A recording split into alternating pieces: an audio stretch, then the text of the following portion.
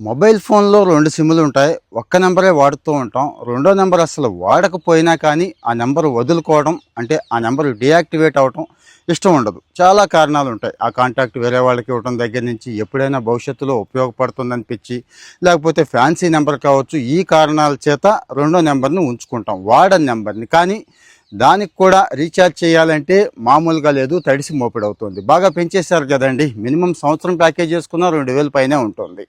ఈ పరిస్థితి లేకుండా జస్ట్ నెలకు ఒక రూ. 20తో మన నెంబర్ని మన దగ్గరే ఎప్పటికీ శాశ్వతంగా ఉంచుకునే అవకాశం ట్రాయ్ అయితే కల్పించిందండి. ఈ మధ్య తెలిసిన ఫ్రెండ్ చెప్పాడు, మీకు ఉపయోగపడుతుంది అని చెప్పి షేర్ చేశాను. వర్కౌట్ అవుతోంది.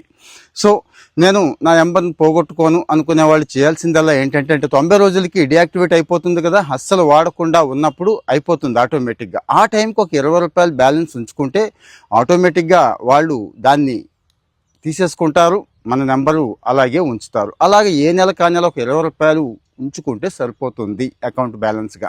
ఒకవేళ పొరపాటు నేను చూసుకోలేదు, అరే పోయిందే, డియాక్టివేట్ అయిపోయింది అనుకున్నప్పుడు 15 రోజుల దాకా గ్రేస్ పీరియడ్ ఉంది.